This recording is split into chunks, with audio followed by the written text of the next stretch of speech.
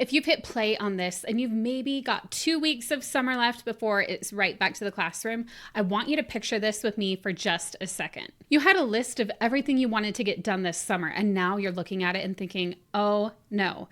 And now here you are, days away, wondering where all the time went. If that hits a little close to home, stay with me, because I actually caught this exact moment on a coaching call a few years ago, and I'm sharing that clip today. I think you're going to see yourself in it. So let's go. Welcome to Educate and Rejuvenate, the podcast to help you revitalize your teaching, renew your spirit, and reignite your passion for life. I'm your host, Kelsey Sorensen, a former teacher, current homeschool mom, published author, and certified life coach. Whether you are a teacher in a traditional classroom, homeschool from your kitchen table, or anywhere in between, I am on a mission to help you not only survive as an educator, but thrive. Get ready to uplevel your skills with incredible insights from guest experts and discover the missing piece, rejuvenating yourself. Are you ready to both educate and rejuvenate? Let's go.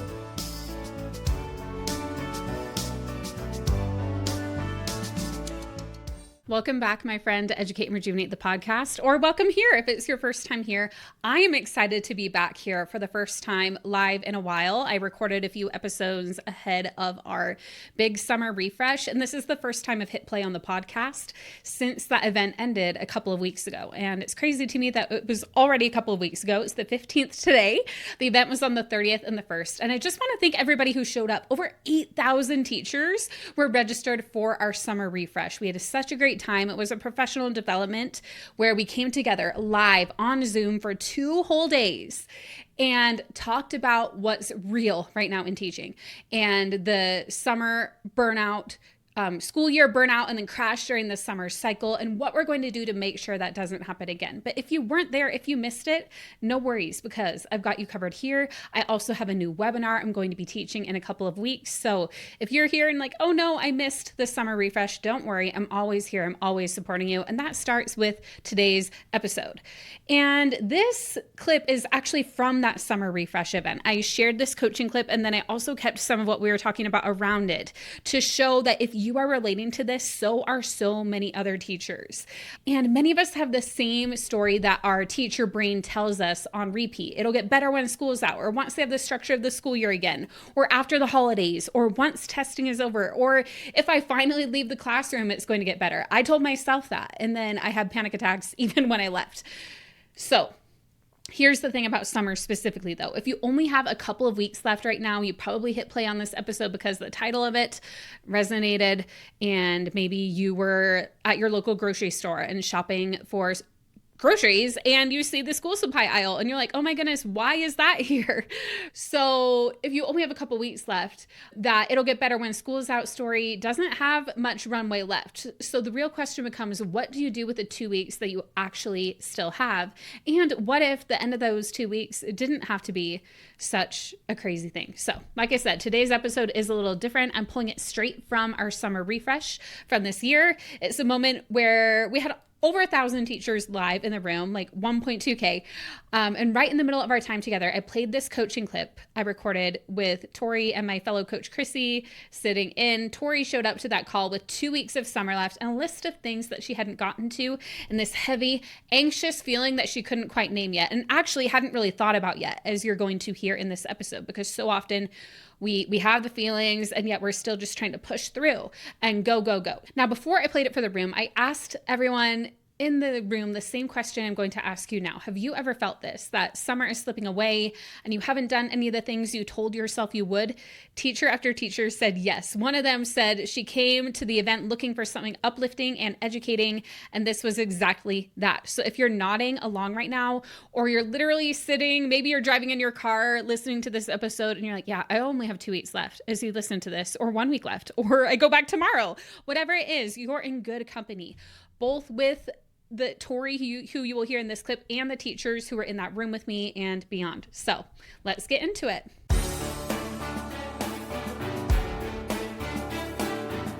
One other thing I want to mention quick is there are visuals to this podcast because I am pulling it from the summer refresh. You can totally listen to it on audio. And I know the majority of our podcast listeners listen on Apple Podcasts, followed by Spotify, followed by a very tiny percentage on YouTube.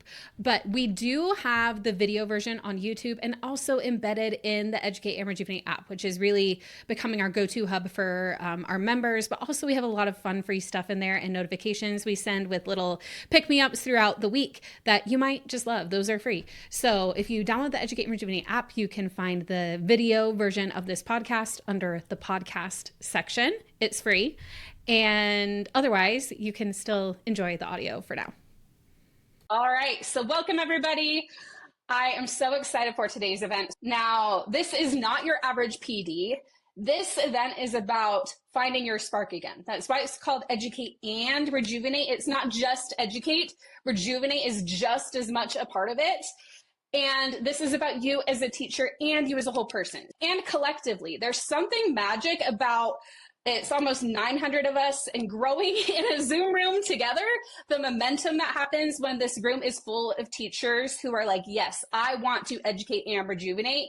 And you realize like, wow, I'm not the only one. We're all here doing this together, figuring this out, supporting each other. And that is what I love about Educate and Rejuvenate. So tell me in the chat, this school year felt like a lot for so many teachers. And I'm coaching teachers every week. I hear so many things about just all these things out of your control, like policies and systemic issues and admin expectations, student needs, political climate, the economy, who's on your class list, like all these different things. Parents, yes, I see that in the chat. I see we have some homeschoolers. So like, again, our own children can push our buttons too, right? So many different things are out of our control. And sometimes everything that's happening outside of us, all the external circumstances gets inside as well. And we react quickly because honestly, we've been taught that like, we need to go, right? Like, oh, like there's not time to pause. It's like, it's really a job where we're expected to just keep going, pick ourselves up and get going again.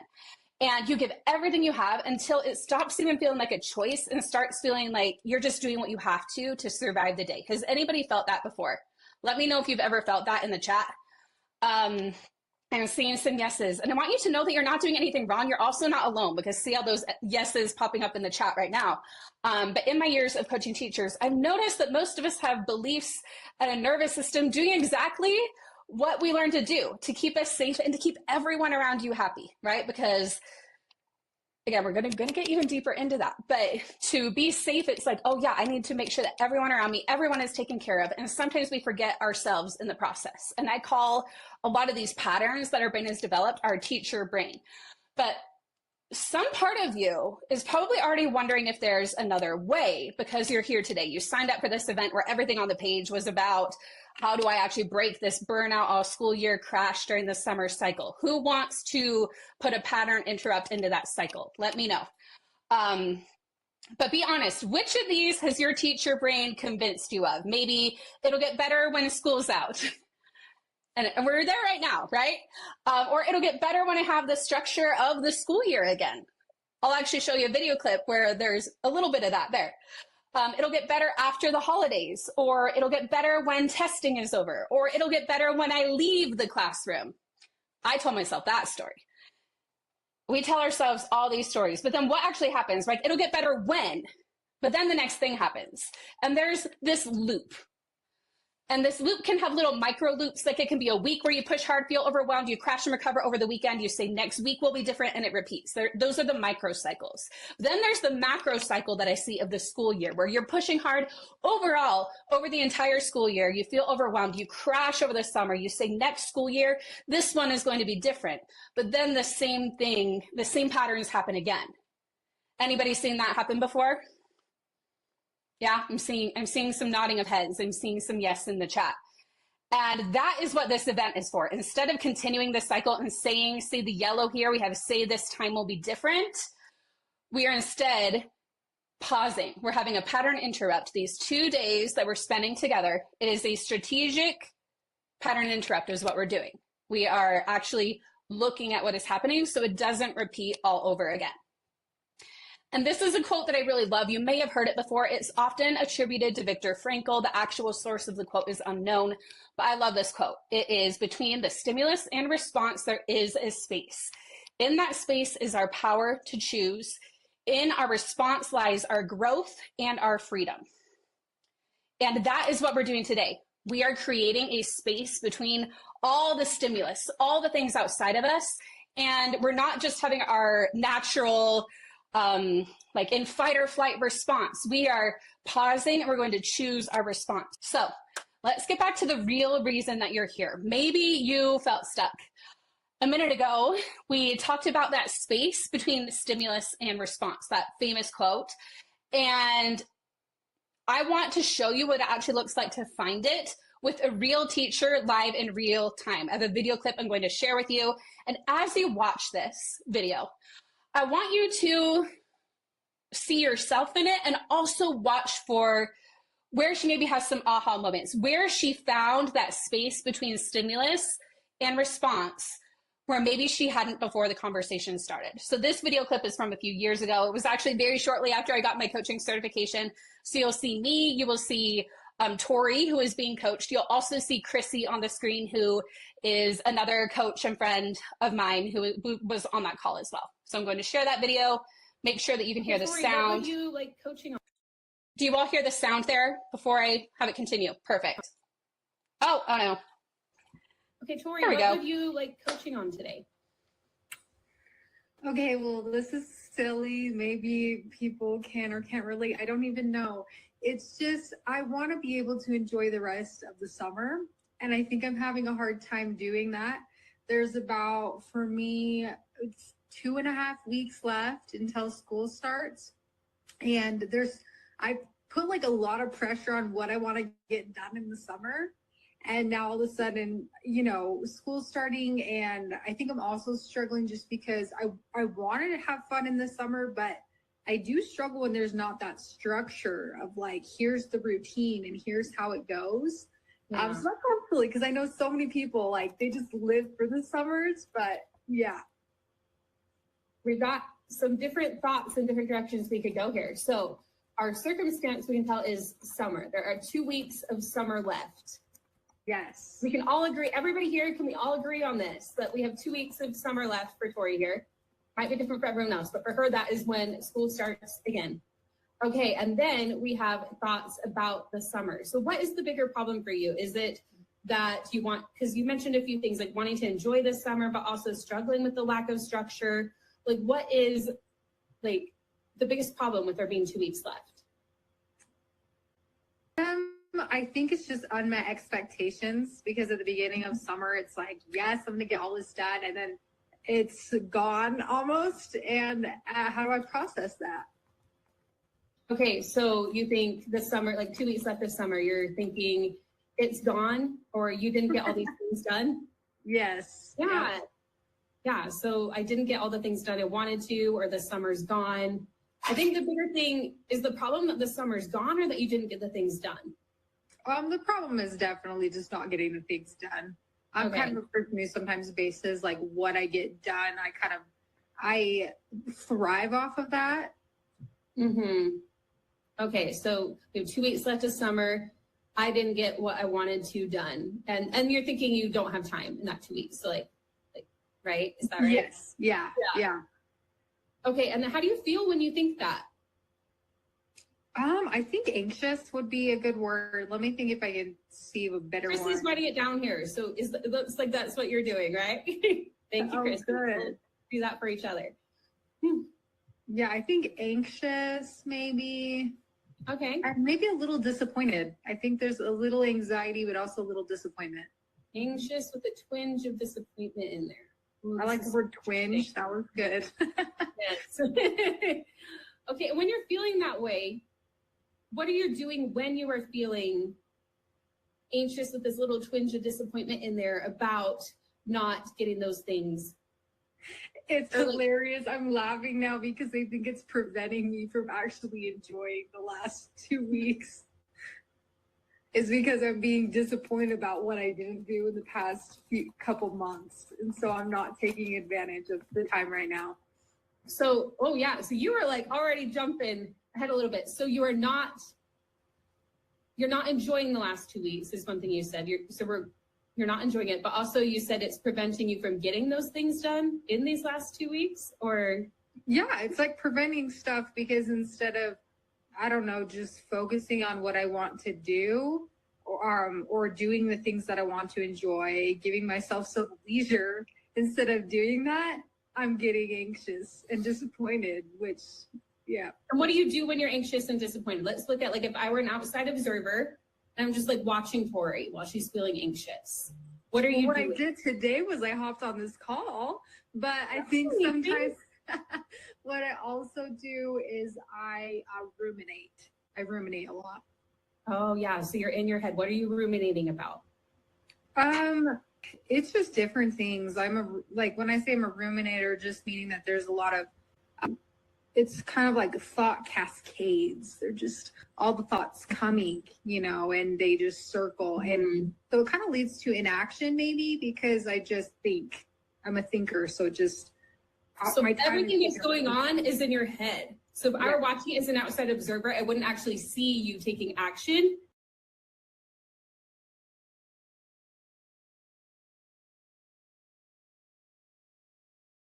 I would see, because I wouldn't see what's going on in your head.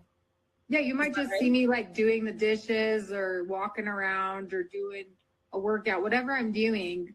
But it's more just what's going on in my head that's causing the disappointment and the anxiety. Yeah, and this is exactly what Chrissy was talking about yesterday with those thoughts. What was it you called it, Chrissy? Well, I think sometimes we also have these like sort of thought villages. Like I call them the bouncing castle. Like bouncing around. Yeah, and just Tori, as you're doing, and because you have such an amazing coach right here in Kelsey, isn't it so cool? I'm just watching you and your awareness, Tori, like your face just like opened up. You're like, oh, I realize because I'm ruminating. I realize because I'm not taking advantage of leisure. I'm anxious. Yeah. And I'm disappointed about my anxiety that I'm not in the last 2 weeks of summer. And it was like an aha for you. Yeah, like we jumped to that, like you came up, like usually as a coach, I'll offer you a result line and you just kind of had that aha moment yourself, which was so powerful that you were kind of like, oh, wait, this is what is happening. I see it now as we started working through this model, which that's why I love this model. Yeah. But the other thing you mentioned too, so you are in your head, we're watching you, you aren't enjoying any leisure, you're not enjoying leisure, you're also in your head about the things, so it's kind of like the lose-lose potentially there. And then if you're in your head, I want to ask you, are you processing that emotion, that anxiety with the twinge of disappointment? Or are you just in your head about it?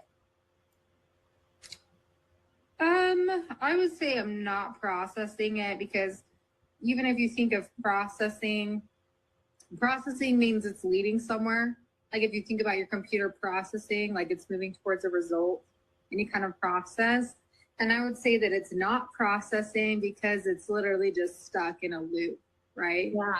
So it's not productive processing, even if it's trying to process.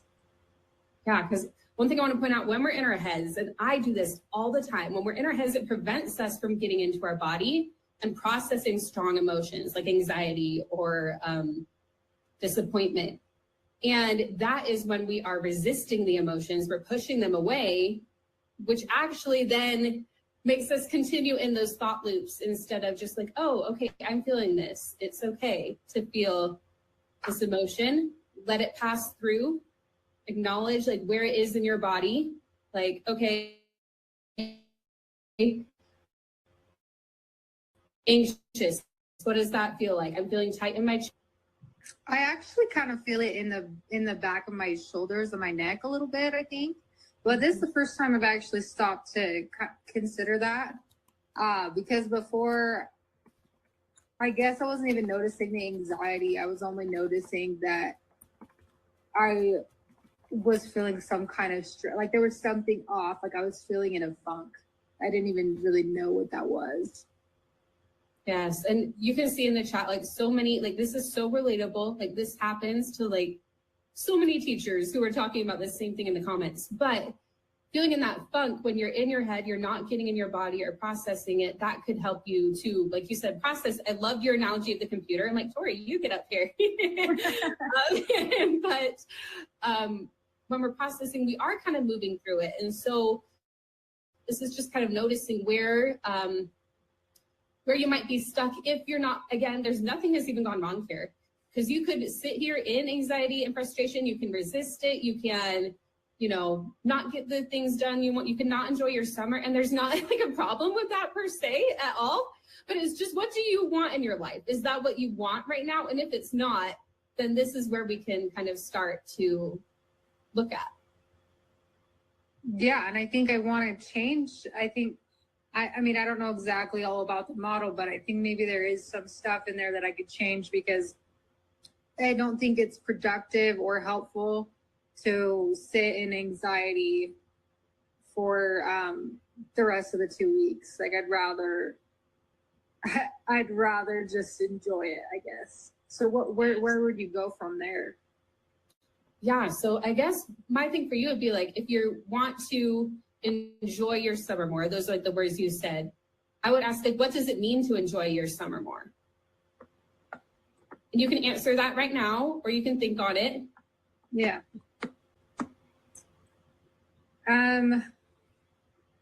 I think it means not doing the things that I want to do.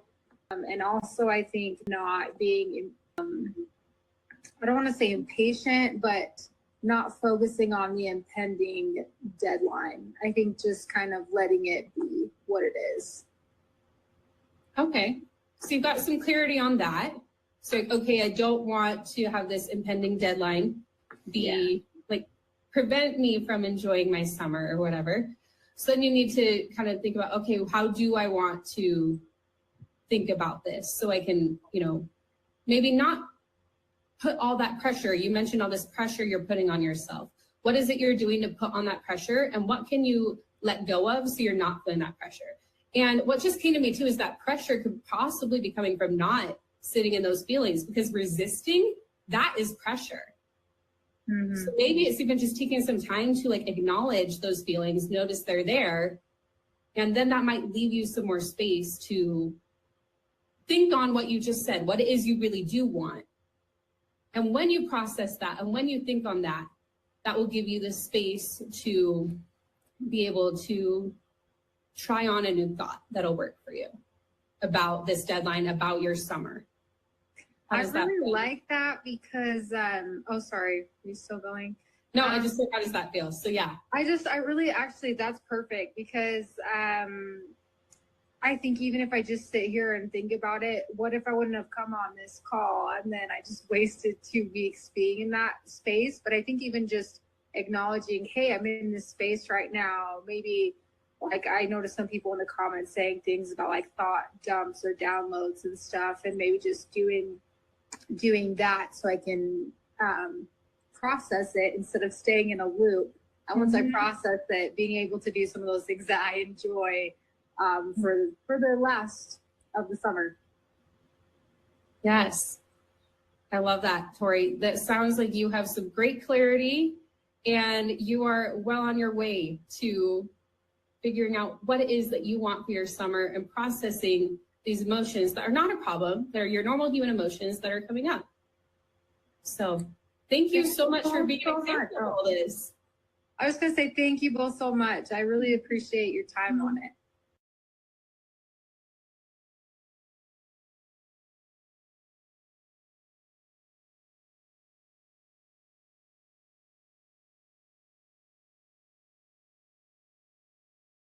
Most of you, those of you who can see and hear that video, share in the chat. What did you notice during that coaching clip? I saw so many of you sharing while we were watching it. I see self-awareness, just need to talk through your thoughts. She's stuck in her thoughts and feelings, unable to relax. I see a lot of you can relate to it. You're seeing that, she was able to have some reflection. She was able to see what was happening. She figured it out, just talking it out, taking that moment to pause that we were talking about, right? And so I'm going to share a few more thoughts here too. So a few things that came to me in this clip as I watched it years later. This clip as well was a baby coach, and I still love it. There are a few things that I watch. I'm like, I'm going to phrase that a little differently. But overall, I love what came out of this clip. And what I love is that Tori wanted what so many of us want. She wanted to educate and rejuvenate, right? She wanted to enjoy her summer, and she had things she wanted to get done before the school year started. What she did know, though, is that something felt off to her. And when she was asked to slow down and notice it, she said to herself, one of the things she actually said during that clip is, this is the first time I've actually stopped to consider that. So often we're so in that go, go, go mode. We're so right to the next thing. We're so like, oh, I just need to get the things done, and I want this and I want that. And we don't stop to consider what it is we truly want deep down, what it is we truly need deep down, how it is we're feeling. And so that is what we're doing today. But here's the trap. If you try to force both, like without really thinking about it, you're trying to force both all at once. Just like, I want to relax, I want to enjoy my summer, I want to get all the things done on top of the dozens of decisions that we have to make every single day. You can feel overwhelmed and stuck if you don't take that time to pause, like we did with Tori here.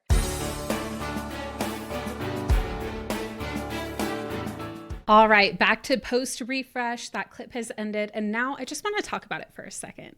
When that clip ended in the live room, teachers started sharing what they noticed. And you probably heard me reading out some of their responses. One said she saw self-awareness in Tori. Another said she saw someone stuck in her thoughts and feelings, unable to relax. And if you notice those same things, it's not a coincidence. And maybe you even recognized it in yourself, because this happens for so many of us. But what I love about that clip, watching it back, is that Tori didn't walk away with everything completely finished and perfect, but she walked away with something even better than that. She walked away with clarity on what she actually wanted. She walked away having like, oh, wait, I hadn't even stopped to think about how I was actually feeling. And she did. So now she can build that plan from an honest place of actually tuning into herself and what she needed, instead of something just reactive, like, oh, I only have 2 weeks left, so I better check off everything without even asking, did I even want to do all those things in the first place? And what is it I want to bring with me into the next school year? And that, my friend, is the most important thing you can do if you have 2 weeks left of your summer. So I'm so glad you were here today. We can't build a plan that we actually love until we get honest about what's really going on underneath the to-do list. And that's also what I want to help you do this whole year.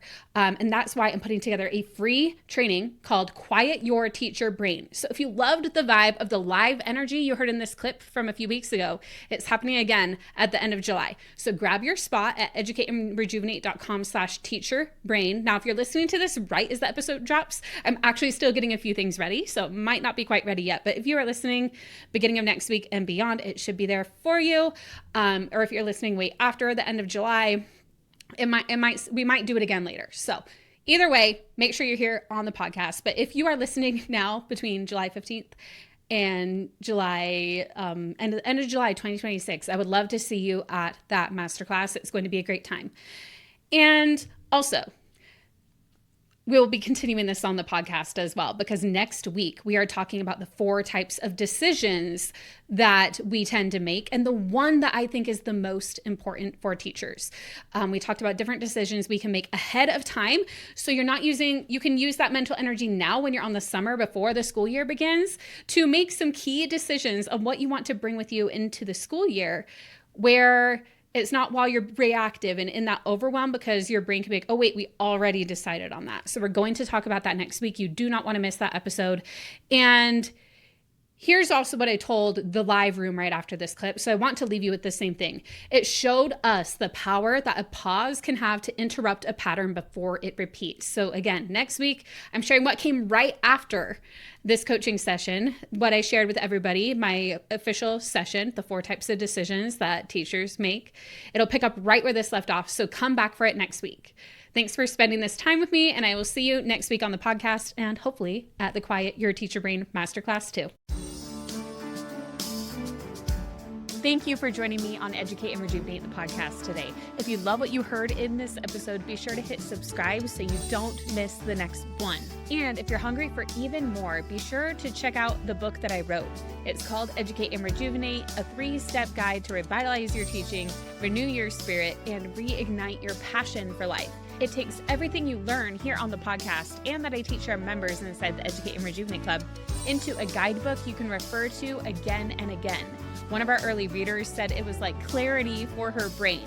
Plus, it's not only a book. With your purchase, you'll get a full PDF guide with exercises and links to videos and more so that you can not only consume but apply everything that you learn.